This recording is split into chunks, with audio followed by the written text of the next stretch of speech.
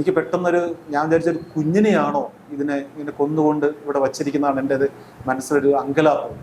കാരണം അത് ഭയങ്കര ഗൗരവമായിട്ടുള്ള ഒരു വിഷയമാണ് എനിക്ക്. കാരണം ഞാൻ ആദ്യമായിട്ട് കേൾക്കുമ്പോൾ എനിക്ക് ഒരു ഭയം തോന്നി.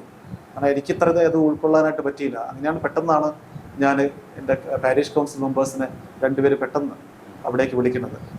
ഈ ഫാമിലിയുമായിട്ട് ബന്ധപ്പെട്ട അച്ഛൻ അറിയാന്നുള്ള കാര്യങ്ങൾ, ഈ ഫാമിലിയുമായിട്ട് പറഞ്ഞാൽ ഈ ഭാര്യ ശരിക്കും പറഞ്ഞു കഴിഞ്ഞാൽ പുള്ളിക്കാരത്തി വളരെ കഷ്ടപ്പെട്ടിട്ടാണെന്ന് തോന്നുന്നു ഇവരൊക്കെ എല്ലാം വളർത്തുന്നത്.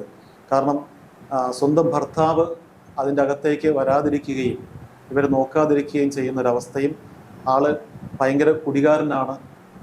അതുപോലെ തന്നെ വല്ലപ്പോഴൊക്കെ വരുവുള്ളൂ, പൈസയൊന്നും കൊടുക്കില്ല.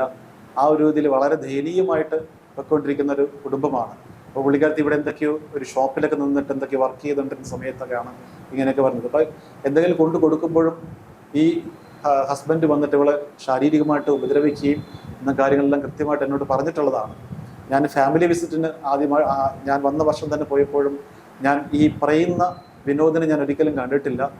ഈ അമ്മാമ്മേനെയും ഈ സിന്ധു എന്ന് പറഞ്ഞ ഇയാളുടെ ഭാര്യയും 2 മക്കളെയുമാണ് ഞാൻ കാണുന്നത്. അതുപോലെ തന്നെ ആ അമ്മാമ്മയുടെ സഹോദരന് അവിടെ ഉണ്ടായിരുന്നു. അപ്പോൾ ഇത്രയും അത് അന്ന് ആ ഫാമിലി 2 വിഷയങ്ങളാണ്. അപ്പം അതിനുശേഷം ഇവരുടെ ഈ പറയുന്ന ആളുടെ പ്രശ്നങ്ങൾ, അതായത് പുള്ളി ഇങ്ങനെ കുടിച്ചിട്ട് വന്നിട്ട് ഇങ്ങനെ ഉപദ്രവിക്കുന്നതിൻ്റെ ആ ശല്യം സഹിക്കാതെ വന്നപ്പോഴാണ് പുള്ളിക്കാരത്തി പറഞ്ഞത്, ഞാൻ പുറത്തേക്ക് പോവുകയാണ്, കാരണം എനിക്കിവിടെ നിന്ന് കഴിഞ്ഞാൽ എൻ്റെ ഫാമിലിയെ നോക്കാനായിട്ടൊന്നും പറ്റില്ല. അപ്പം അത്രയും ഭീകരതയാണ്. അപ്പം അങ്ങനെ ഈ അമ്മാമ്മനെ ഏൽപ്പിച്ചു കൊടുത്തിട്ടാണ് പുള്ളിക്കാരത്തി ഗൾഫിലോട്ട് പോകുന്നത്.